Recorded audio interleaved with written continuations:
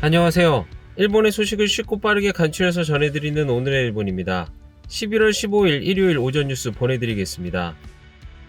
NHK 보도에 따르면 14일 도쿄에서 352명, 카나가와 147명, 사이타마 104명, 치바 88명, 오사카 285명, 홋카이도 230명, 오키나와 27명의 감염이 확인되는 등 총 1739명이 확진 판정을 받은 것으로 파악되었습니다.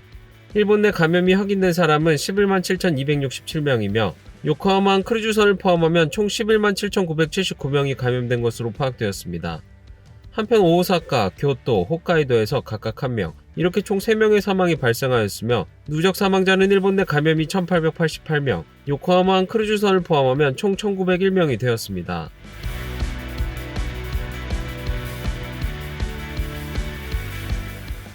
이날 도쿄에서는 352명의 신규 감염이 확인되었습니다.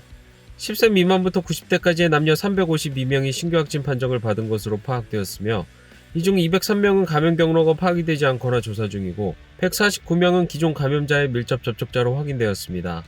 연령대로는 20대에서 30대가 총 179명으로 전체의 약 51%, 40대에서 50대는 총 87명으로 약 25%로 나타났습니다. 감염 경로로는 가정 내 감염이 78명으로 가장 많았으며 시설 내 감염이 23명, 직장 내 감염이 17명, 회식에서의 감염이 9명, 이용과 관련 감염이 1명 등으로 확인되었습니다. 한편 이날 도내 사망자는 없었으며 현재 중증 환자는 2명 증가한 41명, 입원 환자는 49명 증가한 1179명으로 파악되었습니다. 이로써 도쿄의 누적 확진자 수는 34,496명, 누적 사망자 수는 470명이 되었습니다. 다음 소식입니다. 본격적으로 다가오는 겨울, 14일은 도쿄, 카나가와 치바 등에서 건조주의보가 발표되었습니다. 이러한 건조한 환경은 바이러스에 있어서 좋은 조건으로 알려져 있으며 코로나19도 예외는 아닙니다. 이에 밀입자도 촬영 가능한 특수 카메라를 이용하여 습도에 따라 비말이 어떻게 튀는지 실험해 보았습니다. 습도가 80%로 높은 조건에서 재채기할 경우 비말의 대부분은 1m 정도까지 날아갔습니다. 한편 습도가 30%로 낮은 조건에서 재채기할 경우 비말은 2m 정도 거리까지 날아갔습니다. 즉 습도가 낮은 경우가 비말이 더 멀리 오래 퍼졌습니다.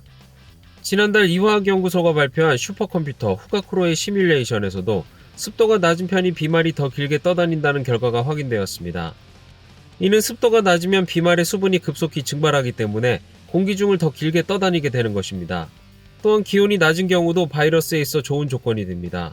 코로나19 전파력의 변화를 온도마다 측정한 그래프를 보면 37도에서는 약 이틀이면 감염력을 잃지만 온도가 내려갈수록 시간은 더 길어져 4도가 되면 2주가 지나도 전파력은 떨어지지 않습니다. 이렇게 추위와 건조한 겨울, 거기에 연말연시는 회식의 기회도 많아져 더욱 감염이 되기 쉬운 환경이 됩니다. 이러한 상황에 대해 정부 분과회 오미 회장은 食べるときに左手で外してうっとちょっとやって食べるときは喋らないで喉にこう食べ物が食道のに行ってたらこうしてまたおしゃべりする 마스크를 착용하고 음식을 먹으면 미착용 시와 비교했을 때 확실히 비말이 퍼지지 않는 것을 확인할 수 있습니다. 감염 위험이 높아지고 춥고 건조한 겨울, 감염 위험이 높아지는 겨울 위한 다양한 노력이 필요해 보입니다. 다음 소식입니다. 스가 총리는 아세안과 한중일 3개국의 온라인 정상회의에서 코로나19 바이러스 대책에 협력하여 힘쓰겠다고 강조하였습니다. 한편 RCEP, 동아시아 지역 포괄적 경제 제휴는 15일 협정 서명식이 진행되고 인도를 제외한 15개국의 합의가 이루어지게 되었습니다. 스가 총리는 14일 오후 온라인 형태로 열린 아세안과 한중일 3개국 정상회의에 참석하였습니다. 회의에는 한국의 문재인 대통령과 중국의 리커창 총리도 참석하여 스가 총리에게는 한국과 중국의 정상이 처음 참석하는 첫 국제회의였습니다. 이 중 스가 총리는 코로나19 바이러스 대책으로서 아세안 국가들의 2억 달러 이상의 의료 지원을 추진하는 등 모든 사람에게 양질의 보건의료 서비스를 제공하기 위해 협력하고 힘쓰겠다고 강조하였습니다. 또한 2050년까지 온실가스 배출을 전체적으로 없애는 것을 목표로 할 방침을 설명하였습니다. 회의 참석 후 스가 총리는日アセアン、日メコン、アセアンプラス3それぞれの会議に参加をしてまいりました。アセアンと日本で平和で繁栄したインド太平洋を共に作り上げていきたい、こうした思いを私から直接各国の首脳に伝え、そのために必要な具体的な協力を進めていくことで一致いたしました。また北朝鮮や南シナ海などのこの地域情勢について、日本の立場を力強く発信をいたしました。拉致問題については、複数の首脳からこの問題について協力していきたい、こうした力強い支援を得ることもできました。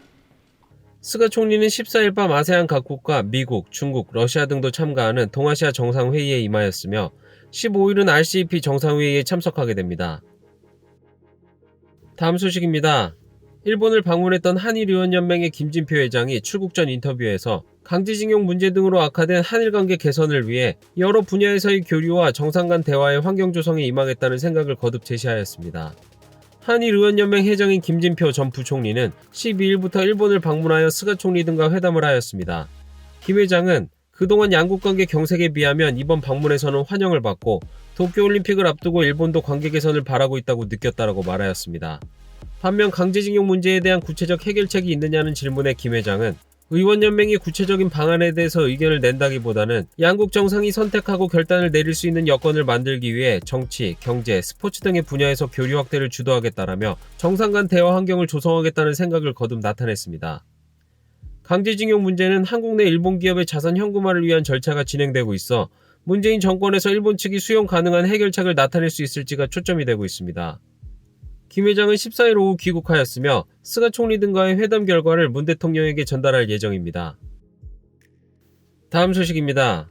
코로나19 바이러스의 감염자 정보를 집약하는 시스템 허시스에서 입력된 데이터 오류가 잇따라 발견되어 후생노동성은 보건소 등이 체크하는 장치를 다음 주 이후 순차적으로 도입하기로 결정하였습니다. 허시스는 국가가 전국의 감염 상황을 신속하게 파악하는 것 등이 목적으로 올해 5월 이후 전국 의료기관 등에 도입하였습니다. 이에 의료기관에서 직접 감염자의 데이터를 입력하도록 하였으나 입력된 데이터에 잇따라 오류가 발견되었고 현재도 국내 감염 상황을 정확하게 알 수 없는 상황이 이어지고 있습니다. 후생노동성은 13일 열린 검토회에서 데이터의 명확한 오류를 감지할 수 있도록 시스템을 수정한 것을 보고하고 보건소나 지방위생연구소에서 데이터에 오류가 없는지 체크하도록 이번 달 16일 이후 순차적으로 통지할 방침을 나타냈습니다. 후생노동성에 따르면 참석한 전문가에 최대한 빨리 데이터를 공개할 수 있도록 준비해야 한다라는 지적이 잇따랐지만 정확한 분석에 사용할 수 있는 시기는 아직 전망이 서지 않고 있습니다. 후생노동성은 향후 더 많은 의료기관 데이터의 입력을 요구하여 일반에 공개하는 것도 목표로 할 계획입니다. 5월이다. 도입 시작한 게 반년이 지나도 이 모양이네. 디지털청 설립이나 그런 건 어찌돼도 좋으니 먼저 눈앞의 현안을 정리해주세요. 개혁은 정말 어찌되든 좋으니 먼저 행정을 뜯어고쳐라. 아베 정권에서 완전히 붕괴되었다. 뭐? 언제적 뉴스인지 확인했다. 반년이 지났는데도 제대로 적용이 안 되다니. 정부가 하는 일 여러 가지가 빠져있단 말이야. 그래서 마이넘버가 너무 걱정된다. 여러 정보가 중국 등에 넘어갈 것 같다. 그때는 일본의 위기잖아. 다음 주 병원에서 설명회가 예정인 것 같은데 활용 시기는 아직 미정인 건가? 불필요한 작업이 늘어나는 거라면 사양한다. 다음 소식입니다. 도쿄도의 코이케 지사는 코로나19 바이러스 대책으로서 총액 2,300억 엔 규모의 추경 예산안을 편성할 방침을 밝혔습니다. 年末年始のコロナ対策を万全に行うというもので、特に医療提供体制の充実強化を図る目的です。 총액 2,300억 엔의 추가 경정 예산안에는 연말연시도 진료를 하는 의료기관에 대한 협력금을 지급하기 위한 경비로서 30억 엔을 계상합니다. 또한 중소기업의 자금 수요를 지원하기 위해 대출한도 인상의 비용도 포함될 전망입니다. 다음 소식입니다. 다음 달 말로 계약이 만료되는 도쿄올림픽 스폰서 계약에 대해 일본 내 스폰서 기업 대상으로 설문조사한 결과 70% 이상이 스폰서로 인해 기대한 효과에 대해 긍정적이지 않은 것으로 나타났습니다. 도쿄대회 조직위와 일본 내에서 계약을 맺은 스폰서 기업 67개사를 대상으로 설문조사한 결과 내년으로 연기된 대회에서도 기대했던 효과를 얻을 수 있는지에 대한 질문에 35개사 65%가 모르겠다라고 답하였으며 5개사 9%는 얻을 수 없다라고 답하였습니다. 얻을 수 없다라고 답한 기업의 주된 이유로는 광고 등의 프로모션 기회의 감소나 코로나19의 감염 확대를 우려하는 여론 등을 들었으며 이는 코로나19의 영향으로 실적이 악화한 기업도 있는 가운데 스폰서로서 기대했던 효과가 보이지 않게 된 것으로 보입니다. 반면 얻을 수 있다라고 답한 기업은 12개사로 전체의 22%에 머무르고 있습니다. 또한 다음 달 말로 계약이 만료되는 스폰서 계약을 연장할지에 대한 질문에는 16개사 30%가 연장한다라고 답한 반면 33개사 61%가 미정이라고 답하였습니다. 계약 연장의 판단에 영향을 주는 것으로는 추가 협찬금 등의 조건이 가장 많았으며 대회 개최의 실현성, 자사의 업적 순이었습니다. 한편 대회를 성공시키는 데 필요한 것에 대한 질문에는 감염증 대책을 가장 많이 꼽았으며 개최 여부가 불확실한 가운데 국민이나 관련자에게의 정중한 설명으로 나타났습니다. 다음 소식입니다. 일본도 비혼의 비율이 증가하는 것으로 나타났습니다. 결혼이나 이성교제를 하지 않는 일본인이 증가 경향을 보이고 있으며 특히 여성의 수가 20여 년 사이에 약 1.5배로 증가한 것으로 나타났습니다. 이는 도쿄대 의과대학의 사카모토 특임연구원 그룹이 일본의 정부의 출생동향 기본조사 및 국세조사 등을 바탕으로 지난 1992년부터 2015년까지 20여 년간 만 18세에서 39세 남녀의 결혼이나 이성교제에 대한 의식이 어떻게 변화했는지를 분석한 결과입니다. 그 결과 결혼과 이성과의 교제를 하지 않는 사람의 비율은 매년 증가하였으며 1992년과 2015년을 비교한 결과 남성은 40.3%에서 50.8%로 10%포인트 이상 증가한 것으로 나타났습니다. 반면 여성은 27.4%에서 40.7%로 약 1.5배 증가하여 더 가파른 증가세를 보였습니다. 조사를 진행한 사카모토 특임연구원은 연애의 여부는 개인의 문제이지만 만약 경제적인 이유 등으로 연애를 포기하고 있다면 젊은 층의 특성만으로만 생각할 것이 아니라 수입이나 고용 환경을 개선하는 등 대책을 검토할 필요가 있다라고 이야기하였습니다. 다음 소식입니다. 연말연시를 보내는 방법에 대해 외출을 자제하고 집에서 쉬겠다는 사람이 늘어날 전망인 것이 민간조사로 밝혀졌습니다. 세이부 이케부쿠로 본점은 방문한 손님에게 연말연시의 생활에 대한 설문을 실시하였습니다. 설문에 따르면 연말연시를 집에서 보낸다고 한 사람은 81%에 이르는 반면 고향으로의 귀성은 12.5%, 국내 및 해외여행을 계획하고 있는 사람은 4%로 이동 계획이 있는 사람은 20% 이하로 나타났습니다. 연말연시에 드는 비용에 대해서는 지난해와 차이 없다는 응답 비율이 약 70%로 자택에서의 식사 등 가정 내에서의 소비 경향이 강해지는 것으로 나타났습니다. 오늘의 일본 소식은 여기까지입니다. 오늘도 즐거운 하루 되시길 바라겠고요. 저는 또 새로운 소식으로 찾아뵙도록 하겠습니다. 시청해주셔서 감사합니다. 이계저TV였습니다.